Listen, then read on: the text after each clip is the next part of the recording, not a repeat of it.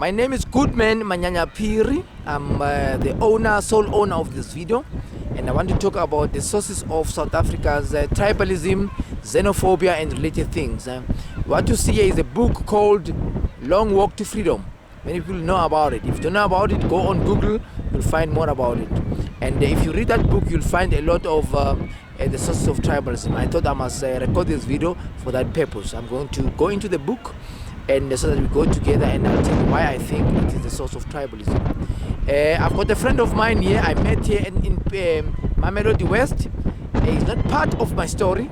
His name is Rastaman or Rastafari. What's the other name for you? Get fresh. Get Fresh. So please, I don't want whether I need to be victimized. People must go to Get Fresh. It's not part of my story. It just helped me to shoot the video.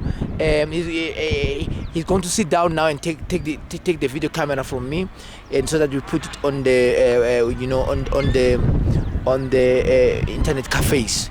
That is that. Get Fresh. You can take a seat now. Thank you very much. I'll take the book from you. Anyway, what you see around here is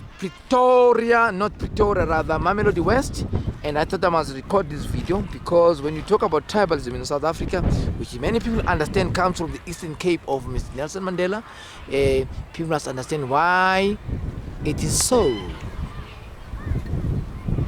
Mamelodi. Anyway, that is the part. Let me go into the book now. I said my name is Goodman Manyanya-Phiri. I'm being victimized by Jacob Zuma left and right to the courts, where he doesn't want to pay for the court, for my lawyers, because he wants to asphyxiate and pinion me down so that he can have the upper hand through our constitutional democracy. So I've recorded this video for that. But now let me go into Mandela's part of the what you call it. Sorry for the disturbance. The video might have a lot of shaking, wobbling for that. I'm giving to my friend now. It's not part of the story, so that we can have the story.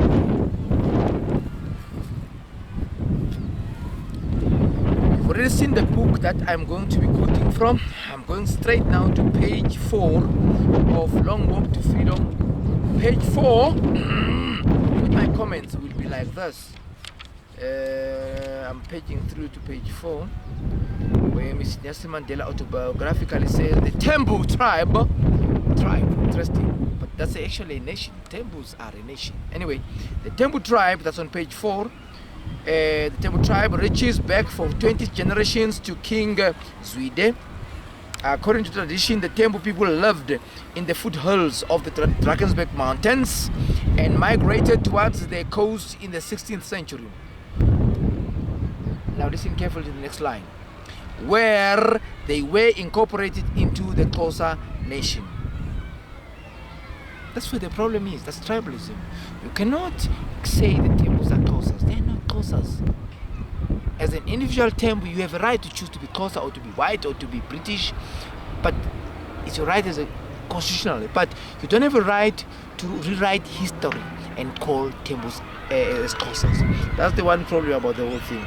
So Mandela has called a lot of his relatives, one of them being Tomizola Bobeluzini, to come along and be senior people in the governance of Jacob Zuma's government, and they use that thing. They abuse actually the name of Xhosa. So I wanted to correct that thing. Temples are not Xhosa. Definitely not by the 16th century. By that century, and in fact to the 18th and even 19th centuries, Xhosas regarded the temples as enemies. They were puppets, according to the temple view. Guys like Abu Makoma and other kings. Abu Nkabe. They were puppets of the British. So that paragraph is problematic. Let me go to page 5. My father, says Mandela, has sometimes been referred to as the Prime Minister of Tembuland. During the reigns of Dalindyebo, the father of Sabata, who ruled in the early 1900s, and that of his son, Jongintaba, who succeeded him. Okay, and then page 6 goes like, meetings with, he says, my father was an acknowledged custodian of Xhosa history, and it was partly for that reason that he was valued as an advisor. Look, this is indoctrination. You cannot have a father who is a valued custodian of Xhosa history when you are a Tembu. Okay, even if you were, surely you should have known, being Mandela born in 1918, that if it's true that the Tembu did participate in the founding of the ANC in 1912. We told every day by Mr. Jacob Zuma, you know, one of the proteges of Nelson Mandela, that King Dalindyebo was there in 1912 when they were founding the ANC. But here Mandela says that his father was a historian. Surely he must have known about the founding of the African National Congress in 1912. Mandela's father should have known that King Dalindyebo is supposed to have traveled with the king. That the king was he should have known about the founding of the ANC. But you read the rest of the book, you learn that Nelson Mandela confesses to knowing zero, zilch, nothing, nada about the ANC. So there's a lie here. It's a piece of propaganda. I was on page 6. Let me try page 20. Very interesting book. I enjoy this book. He says here on page 20, I learned later that in the wake of my father's death, Jongintaba had offered to become my guardian. Now Jongintaba was the regent for King Sabata. You see, when Dalindyebo died, he left a young son by the name of Sabata, but he was too young to rule. So the brother, I want to believe that the brother to Dalindyebo was holding the fort. Not the brother to Dalindyebo, one of the bigger sons of Dalindyebo. So Mandela says there he learned a lot of the history of the AbaThembu from the royal palace where the regent was working. Why didn't he learn about Pixley, KHOISAN, the founder of the ANC? That's my question. I want to quickly go to page 47 of this long but very long walk to freedom. My name is Goodman Manyanya Piri, by the way. Page 46 says, in my final year at Held Down, he was studying there, Mr. Mandela, that is. That final year of Held Down, an event occurred that for me was like a comet streaking across the sky. Right? Basically what happened there, that there was a poet who came to visit the lives of Mr. Mandela. And you read that on page 49 that a poet was known as Mkai. Mkai then began to recite his well-known poem in which he apportions the stars in the heavens to the various nations of the world. Mandela says, I had never before heard it. Okay, then the poem. Mr. Mandela is quoting autobiographically, is quoting Mkai. Quote, now come you, O house of Xhosa. And Mandela says he said, and slowly began to lower himself so that he was on one knee. I give unto you the most important and transcendent star, the morning star, for you are a proud and powerful people. It is a star for counting the years of manhood. Mandela says then, when he spoke, this last word, he dropped his head to his chest. We rose, you know, there were students there listening to Mkai. We rose to our feet, clapping and cheering. I, as Nelson Mandela, did not want ever to stop applauding. I felt, as Mandela, such intense pride at that point, not as an African, but as a Xhosa. I felt like one of the chosen people. That's the one. I believe that's where Mr. Mandela got his seed of tribalism.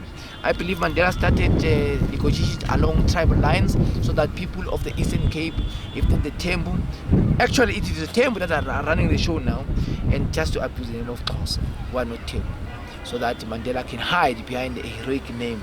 The name of Xhosa is highly heroic in Southern Africa. It is heroic as the name of Zulu, but Mandela is abusing that name. I've already mentioned why the Tembus cannot be known as Xhosas. Although, constitutionally speaking, I don't want to go against the constitution. Anybody has a right to choose to be. Mandela has got the right to choose to be a Xhosa, but he has no right to prescribe to other Tembus to be Xhosas, which is what he has done in this book, Long Walk to Freedom. I want to quickly go now. That was page 49. Let's see what happened. I think I've done 49. Let's see what other page is interesting. Page 75. Problem with this book. This book is a piece of indoctrination. 75. Oh, long walk to freedom. I'm walking long also. Let's check page 75.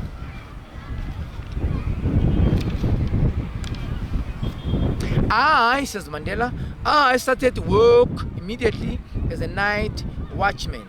I was given a uniform, a new pair of boots, a helmet, a flashlight, a whistle, and a nopkiri. Yeah, something like this, nopkiri. Which is a long wooden stick with a heavy ball of wood at one end. The job was a simple one. Nelson Mandela waited at the compound entrance next to the sign that read, "Beware, natives crossing here." And as Mandela and I checked the credentials of all those entering and leaving. First few nights I patrolled the grounds of the compound without incident. I did challenge a rather drunken miner late one evening, but he meekly showed. Basically, that's why Mandela arrives in the 40s now to become a night watchman in the minds of the likes of, what companies they that are owned by mostly people with Jewish blood. Mining South Africa. That's where Jacob, what you call it, Jacob, well, if you like, Jacob Zuma has a war going on with a youth league member called Nelson Mandela in 2012, who says let's nationalize the mines. But the mines now actually belong to people who are not native here, or who think they're not native. The Jews are actually native in South Africa. Let them come back home, but they must come back open. They mustn't use people like Nelson Mandela to come back home. The Jews, the original Jews, David, Solomon are black people, and that has been proven. I've said that, I'll talk about it in other videos. This is the home for everybody because South Africa is the cradle of humankind. But that was that. Mandela is coming here. He knows nothing about ANC. Page 1975-ish. Let me check page 76. No, the bottom of page 75. Because Mandela was, I respect him because he accepts that he was or still is, a guy who liked talking lies. He accepts that he was a lie. He lied his way from the Transkei until Johannesburg. He was lying. So he says here, by the bottom of page 75, him and a friend from the Royal House of the Temple, he says, we rapidly hashed another plan. We went to see Dr. A.B. Alpha Bravo, A.B. Zuma, an old friend of the regent. Regent, remember, that's the guy I think called Jongintaba. That was holding the kingship, if you like, of the temples. They went to a friend there who was the President General of the African National Congress, Dr. Zuma. Dr. Zuma, he says, was from Transkei, Transkei, Mandela's place, and was an extremely well-respected physician. All right. This is where South Africa's tribalism started in the 1940s with the rule of Dr. Zuma. Because Mandela, I actually suspect that Mandela moved from Transkei having been already posted to come because there's Dr. Zuma who is a friend of the regent. That's where they started the Eastern-Cape-Tribalism. Please read this book. This book is wonderful. It's a piece of propaganda and indoctrination. Please read it. Then you'll answer why we have xenophobia in South Africa. We still have white racism, When a white race is so-called white, because nobody's white, but there are people who come and they victimize you as a government employee, you must know that there is a guy from the Tembu Royal House or some related regional person who's forcing the guy to oppress you. Because there's a kind of a unwritten, pact between the Tembu, who are not the entirety of the tribe. I don't want to be charged for that, but the royal house from Gubenguka, so that where Mandela comes from, so that there's a pact that they must rule South Africa. That's stuff. But now let me quickly go to page 70. Ooh, I was at 70. 78 was cooking here. 78 says, a few days later, Garlic is one of the friends of Mr. Mandela. A few days later, Garlic told me that he was taking me to see one of our best people in Johannesburg. That's how Mandela met now somebody 6 years or so to his senior, Walter Uliate Sisulu. So that's the guy now, the child of a settler. The father was a magistrate settler from Britain. That's the guy who helped Mandela to come to power. You understand? And they actually caused tribalism. Mr. Jacob Zuma is a minister. I may not mention, but Judge websites refused that I must mention here. But that woman is the daughter of Walter Sisulu. They are abusing South Africa. They are using all the security of South Africa. The police could come on me at any time, and they've done it last year because, yes, long walk to freedom of the Mandela's understanding of what is called Oroya. Anyway, that was 79. They met Sisulu. Let me see now what is there for me on page 81 rather. I cursed myself for not having told the whole truth. Okay, Mandela accepts that he is not a truthful guy. 81, let's see page 82. In addition to trying conventional law cases, Witkins, Delsky, and Idleman oversaw property transaction for African customs. Okay, basically he's talking now where he claims that that's where he got his law articles as a lawyer.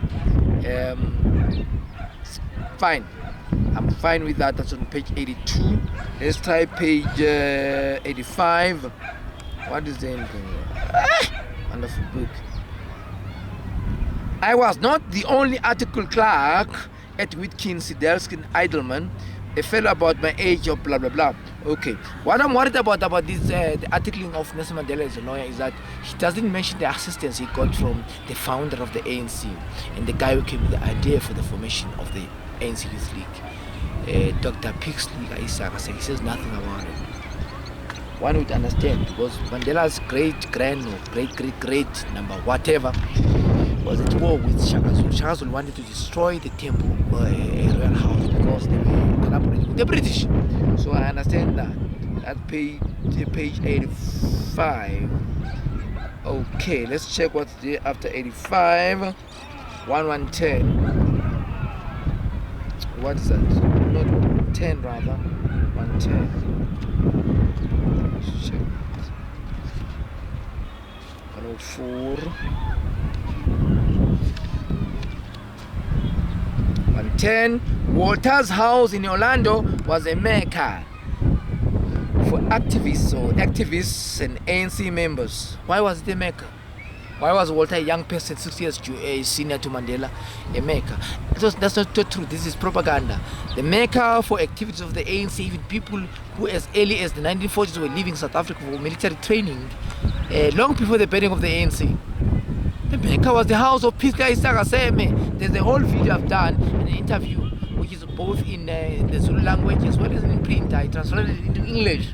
That shows that the mecca was the house of Peace Guy Sagaseme. Now he's trying to raise a fellow Eastern Caper or a fellow tribesman with British, ancestors, that they were the ones who started the ANC, which is not true. That's why we have problem with tribalism today, in 2012. Right, now I go to page 110, where was 111. He says, the color of my skin is beautiful, like the black soil of Mother Africa. Blacks have got to improve their own self-image before they can initiate successful mass action. We must have self-reliance and self-determination. Mandela is quoting here Lembede. That's on page 111. He's quoting Lembede, the founder of the ANC Youth League, who was influenced. Not Majombos. Mandela will say somewhere that's Majombos from the Eastern-Cape who said the Youth League. It's not. It was Lembede. Lembede was influenced by Peter's statement that he must found the Youth League to help Kuma, the guy from the Eastern Cape, who was a yes man to the settlers. That's how it all happened. So history is full. You can go on the internet, the books, they'll tell you, Dr. Lol Majombos from some place in the Eastern Cape. It's not true. because Mandela is out here in this book to rewrite the history of South Africa. Anyway, but that is that. That is what Lembede was saying about the color of his skin. That was 111. Page 112. Other young men were thinking along the same lines of forming the Youth League, that is, in the 40s. And we would all meet to discuss these ideas. In addition to Lembede and Mda, these men included Walter Sisulu, Oliver Tambo, Dr. Lionel Majombozi, Victor Mbobo, my former teacher at Helltown, William Komo, a medical student who was a member of the Communist Party, John Kubane, a journalist from Natal who worked for Inkundla, as well as the Bantu World, the largest selling African newspaper. David Bupape, secretary of the ANC in the Transvaal, and a member of the Communist Party, and many others. Many felt, perhaps unfairly, that the ANC as a whole had become the preserver of a tired and militant privileged African elite, more concerned with protecting their own rights than those of the masses. The general consensus was that some action must be taken, and Dr. Majobozi, that's where the propaganda is, Mandela is. Sorry, he's lying here. He says that's where Dr. Majombozi proposed forming a youth league as a way of fighting, lighting a fire under the leadership. Now, it came from Lembede. Majombozi was not even there when Kuma was being approached at Sophia Town, next to the house of So this is piece of propaganda and indoctrination. That's 112. Let's try 1226. I'm almost done now. Just some of the areas which make me very angry about this book. That's why we have tribalism, including white racism, which is used. If you are white, so-called, because nobody is actually white or black, but please be careful not to be used by so-called black people in your workplace, because the person has got power. They want to use you so that when trouble starts, people must attack white people, so-called. We are all Africans. It doesn't matter you come from Europe, Asia. It doesn't matter where you come from. We are one human being. South Africa in 2012 is a land where all human beings originated. So be at home here. Fight for your rights. I don't care what color you are. But this is where the source comes from. Many people who are so-called white, they think Mandela was the most wonderful guy. This is not true. It's only the people who do the propaganda, owners of newspapers who want to create this thing. This is the guy who caused xenophobia in South Africa. I'll go to jail, I'll die, but at least I've talked the truth. And I'm thankful to the internet because I'm told nobody owns it. Maybe somebody owns it. Maybe they'll delete my videos, but that's what I believe. Here's a page here. I think we're at 11 something. Let's check. Because now we do 226. 226! I want you to zoom on this picture, my brother. This is Nelson Mandela. He talks about a firm or an office they established as lawyers with Oliver Tambo. That's the guy who was with us in exile, who was teaching us lies. He said, Fuzu Kechwayo no Charlie. He said what? Fuzu Kechwayo no Insa. Do you see the picture of Mandela there? Where he's holding books, ne? Yes. Yes. He says, Fuzu Kechwayo no Insa. We sang a song about that, we sang the other day. No, Insa was a puppet together with Kubengu, with the great of Nelson Mandela. So Insa was not part, he's a Kaleka. It's the Habu who were fighting the British. So they've rewritten history. But Mandela says here on page 22. Let me check the page number. 6. Must be page 227. Just by the way, I'm reading A Long Walk to Freedom from it's called the autobiography of Nelson Mandela. Let me check. All rights reserved. Okay, blah blah blah blah blah. I want to check which year it was. First published in Great Britain in 1994. Interesting, in Britain, right? By Little Brown and Company. This edition published by Abacus in 1995, reprinted 1995 7 times, 1996 9 times, 1997 3 times, 1999 twice, the year 2000 4 times, 2001 2 twice, 2003 twice, 2004 3 times, 2005, 2006 twice, 2007 twice, 2008 rather, and 9 as well, twice. So that's the book I'm referring to. I don't want people to get lost. But he says here, Oliver, that's Oliver Tambo, who was lying to us in exile, saying that the Eastern Cape is their home.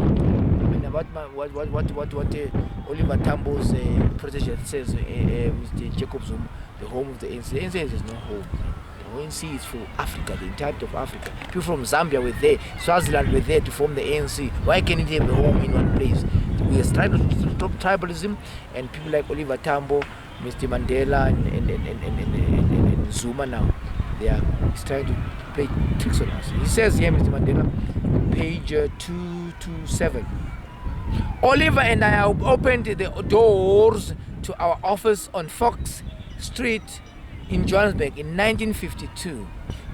It was the first black law practice in Johannesburg. This is rubbish. It is not true.